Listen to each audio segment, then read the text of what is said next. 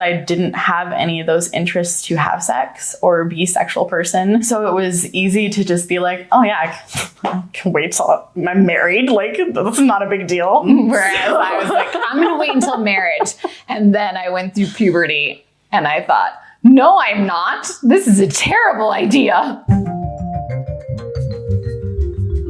I'm Dr. Lindsay Doe, clinical sexologist and host of the sex-curious show, Sexplanations. My name is Em, and I identify with she, they pronouns. I invited Em to do this talk with me because way back when, Em was a student of mine. In the process of then to now has maybe gone through the largest transformation in identity and sexual exploration of anybody I know.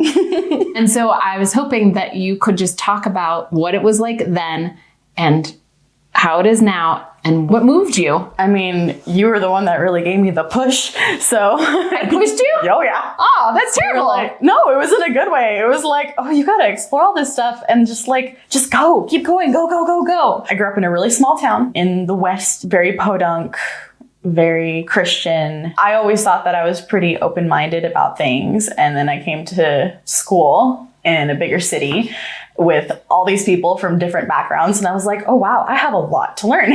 I was very unsure of myself when I came to school. I had been homeschooled, so I didn't really have a lot of interaction talking with people my own age about sexuality and gender and like, who are you as a person? A lot of it was talking to people more my parents' age and experiencing the world from that perspective. So when I came to school, all of a sudden I had these people my own age being like, who are you? And what are you interested in? And all this kind of stuff. And I was like, I don't know. I'd always been really interested in like sexuality and gender growing up, but it was a lot of like self-taught stuff of like finding books and doing reading and watching videos of people and their experiences. But I didn't really have anybody to like talk to or explore that with. And I grew up in like purity ring culture. Do you still have that ring? Somewhere, yes, I do. So I wore that until I was in college, started to learn more things about myself and started to feel like the ring didn't represent the values that I was interested in anymore. But that was after I took your class. What was the reason for taking Human Sexuality? Well, the way that I had pitched it to my mom about taking the class was that I want to be as knowledgeable and as educated about things as I can. That way I can make the most educated and safe decisions for myself in the future. So I figured, even though at the time I was like, I want to save myself for marriage, at some point I'm going to need to know about these things. So I was like, I want to take this class so that in the future I have that knowledge to look back on. And then it just went from there. Okay, so how old were you when you took the class? I was 19. 19, previously homeschooled from a smaller town in the Northwest. And you're going to take Human Sexuality with this woman named Lindsay Doe. Yep. I had heard from a lot of people that it was one of their favorite classes. That it was just like a lot of fun and really informative. But other than that, they're like, just enjoy. First day of class. What was the thought? It was intrigue. I knew that there was so much to learn. And especially with your class and the way you set it up, I felt like I was in a really safe space. Am I remembering correctly that you and your classmates, a small group of them, did a presentation about people's interactions regarding Lonely Island song, I Just Had Sex. And you went and interviewed people. And went around campus and interviewed all these people about like, hey, what do you think about this song? All these funny reactions and all that. They interviewed happened, you. And we interviewed ourselves. I think I was one of the only people that was like, I don't really like this song. It makes me really uncomfortable when they talk about putting his penis inside her vagina and stuff. I just really don't like it. Quote me at the beginning of that class. And then fast forward to the end of that class with my other classmates blowing up condom balloons. It didn't hit me until our final presentation at the end of the semester when we showed our video, because I wasn't the one editing the video. I was just out there helping collect like interviews and stuff. So I never saw the video until I was in class. And I watched myself on the screen saying all that stuff about how it made me so uncomfortable listening to the song that I didn't like it. And I didn't recognize myself because I had grown so much and gained so much confidence in the, 4 months that a semester is. I went from being completely closed off and prudish about talking about sex to ask me anything kind of person. Like, I was not afraid to share my opinions or experiences or thoughts, ideas, and I wanted to hear other people's, life stories or whatever that they wanted to tell me too. And so much of that was because you pushed us to experience the world. We weren't just learning about the subject. We were going out and watching a movie and then writing how did we feel about what we watched, or reading a book, true. Or going to a drag show and like experiencing that. And then what did we smell? What did we hear? What did we feel? And it was such an immersive experience. I gained so much confidence about being a woman, about being like a sexual being, even though I didn't have any experiences at that time. I wasn't afraid of them. You gave me permission to give myself permission to go out and explore. You did though. Like you were the person to be like, nothing is set in stone. You can experiment and explore. And you gave me the ability to explore myself in that way of my sexuality and my gender, of being able to like try out certain things and be like, no, that doesn't quite feel right. I'm going to keep going and see how far I can get and how much I can learn about myself, and not just feel like I'm stuck like, oh, well, I told people I was this, so like I have to say this now because boxes. I want to know what you think then about the idea that we're teaching young people to be asexual or to be homosexual. And I think most recently I heard that it was a movement to prevent overpopulation, transgender as well. Like we're encouraging this, we're forcing this onto the young people to get a certain agenda. I didn't discover these things about myself until after I had taken your class. You gave me the resources to understand how I was feeling and the experiences that I was, having. And like looking back at my childhood, I see all the signs for the things that I am now there. I just couldn't see them at the time. The biggest thing for me being asexual is that I had like crazy boy fever when I was like in high school and all that. But my thing was like, oh man, I would cuddle him so hard. Like my first self-proclaimed wet dream was of Actor and I was straddling him, fully clothed, he's fully clothed, making out with him. And that was my first sex dream. Yeah. I think having the purity ring and everything, I think I went along with that culture because I didn't have any of those interests to have sex or be a sexual person. So it was easy to just be like, oh yeah, I can wait till I'm married. Like, that's not a big deal. Whereas I was like, I'm going to wait until marriage. And then I went through puberty and I thought, no, I'm not. This is a terrible idea. And looking back, I'm like, the signs were there and I just couldn't see them. But I was given the resources and given the opportunity because of the resources to meet other like-minded people who then also helped me with their life experiences, figure things out. Because I made friends who were in the queer community, and specifically a couple of friends who were asexual, different types of asexual. And when I was really starting to like have these feelings of, am I asexual? Because I was having so much emotional trouble with my boyfriend that I couldn't do things for him that he needed. And it wasn't because I didn't love him. It was just because I had like none of those like feelings inside. And I was like so frustrated that there was something wrong with me. Like I was thinking about going to the doctor and seeing if I had like low hormones or whatever, because I was like, I don't feel this. And I don't know why I don't feel this, because I love him. I ended up reading an article about someone who was having issues in their marriage, that their husband had not consummated their marriage. It had been like 6 months. And in the comments, somebody was like, oh, this sounds like me and my partner. My partner is asexual. And I was like, And I'm reading everything this person's talking about their partner, and it's like checking the boxes all the way down. So I reached out to my two friends and I was like, hey, I think might be what's going on. Can I like run some stuff past you? And they're both like, oh, yes, give us all the details. We had a long conversation. They asked me all these personal questions and everything. And at the end of it, they're like, yeah, we think that you are this, and like sent me a list of things and a whole bunch of resources. And I did a lot of research and was like, okay, yeah, like I am a space romantic asexual, because there's also aromantic asexuals, 2 different things. I love the romance and all that kind of stuff, but just like, meh. What identities have you tested and then grabbed hold of? In the beginning, after I had figured out the asexual stuff, I started delving more into like my own sexuality, because I've always thought that men and women were so beautiful, but I would always justify talking about women being like, they're so beautiful, but like in an artistic way, you know, because I looked at dance and I looked at artwork and statues and stuff. So it was always like, their bodies are so beautiful from an artistic point of view. And I would always make sure that I added that. I used to joke about how I would go gay for Lady Gaga. And after like, I think a whole semester of like joking around with that, I thought about one day doing something with Lady Gaga. And I was like, oh, well.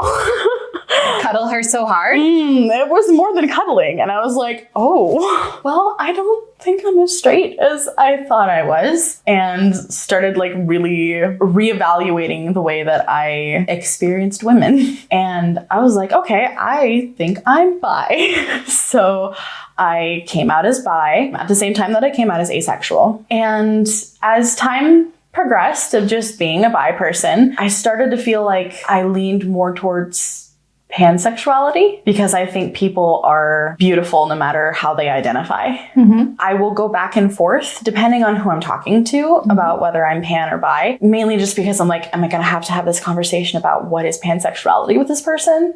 Or can I just say it? Usually if I'm talking to, you know, strangers, I will say bi, but people who know me know that I'm more pan leaning. I was like, man, I came out as bi already. Like, people are going to think I'm just like looking for attention by being like, oh, JK, I'm actually pan, like coming out again. And I had to think about like, no, things aren't stuck in a box once you put it in a box. You can take something out of the box and put it in another box. It's okay. Like, to explore and realize like, you know, this doesn't actually really fit me. Like 90% of it fits. Like it's a good match, but not completely. So that was one that I had to figure out. The other one was also my gender identity, because I identify as bigender. That was actually a lot of research, because I was like, I don't feel trans. Like I don't want to transition in any way. But sometimes I don't feel entirely like I want to be a woman, but I don't also feel like I want to entirely be a man. So I started looking under the trans umbrella to the non-binary umbrella, and then all the little umbrellas that go underneath that. And I was reading up on them and be like, that's close, but I don't really have feelings of that. And I know everybody's experiences aren't the same, but like, not quite. And then I'd find the next one. And finally I found bigender, which is similar to gender fluid, but it's more this idea of being able to kind of embody both genders at once. And that definitely fit. Because like there were some days that I would dress in my fishing t-shirt and my jeans and my boots and my backwards cap, but then I'd have like glam makeup on.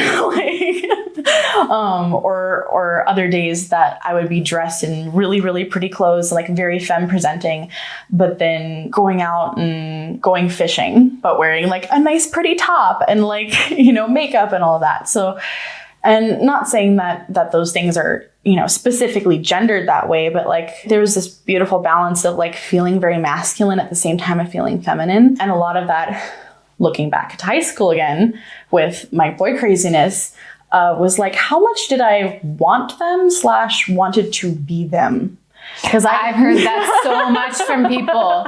I would specifically buy articles of clothing that I would see my favorite actors wear in TV shows and movies, because I thought it looked so cool. And I was like, they looked so cool in it, and I want to look cool in it. That was one of the things that also like clued me off, was that I wanted to be them. As much as I was very attracted to them, I also wanted to look like them and be like them and be cool. So that's something that took me a little while to find, but once I found it, that's where I'm sitting right now.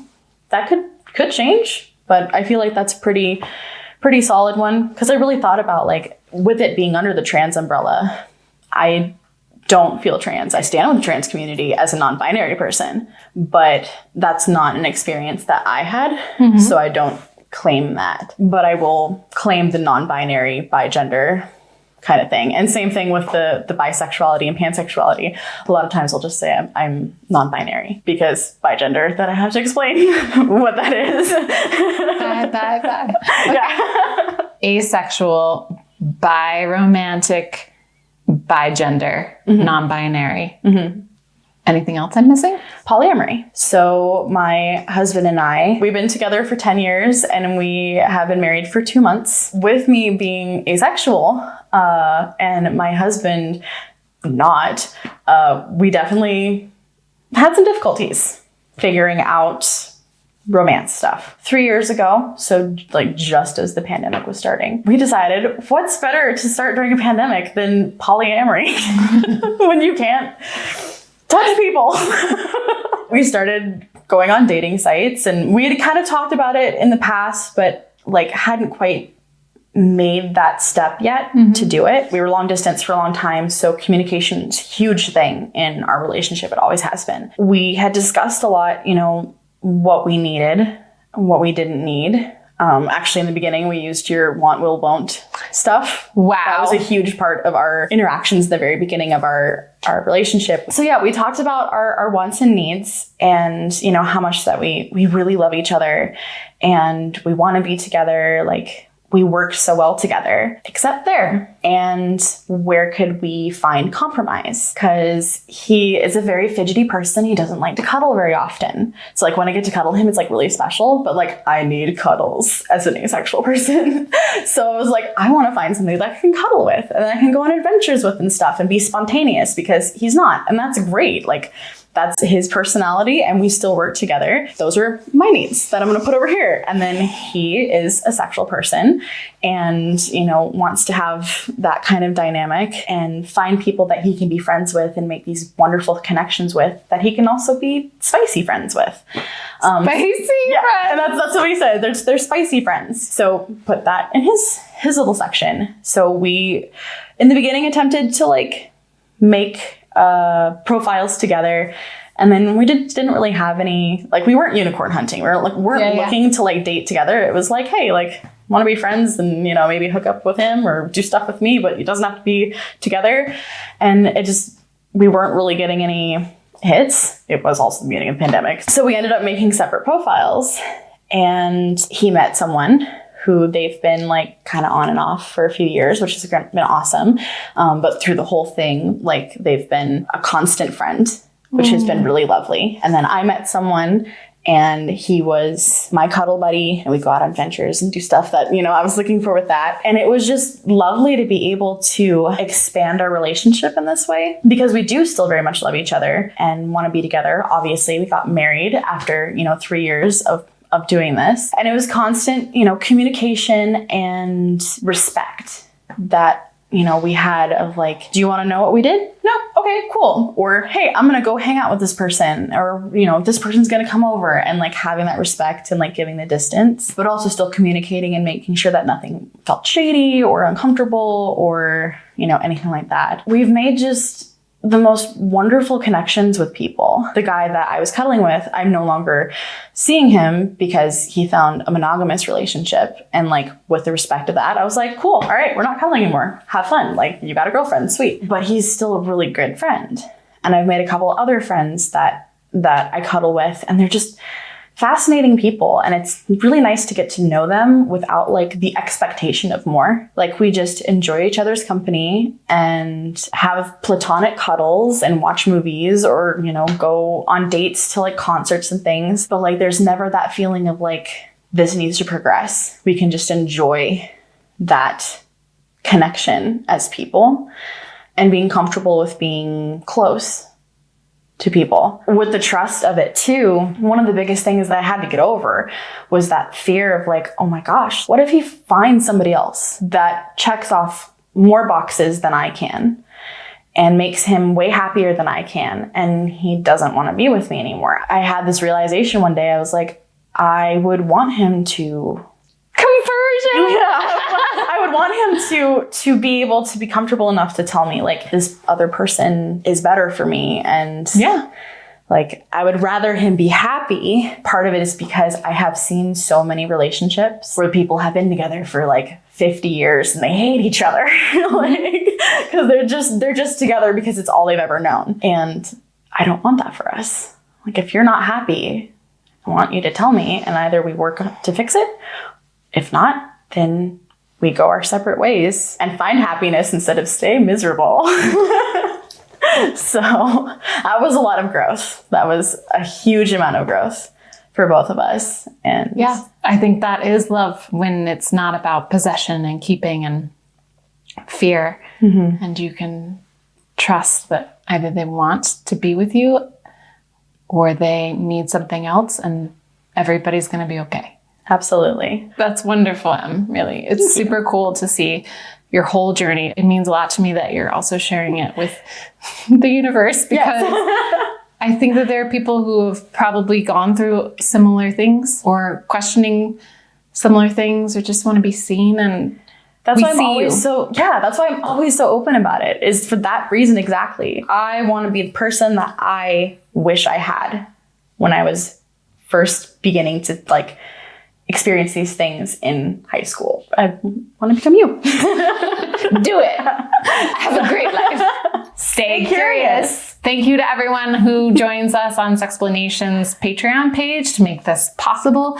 If you want to become a Sexplanaut, go to patreon.com/sexplanations, and we'll put extra stuff in there to make it extra special, because you're special. You're special. We're special. We're all special. Yeah. But we look cute.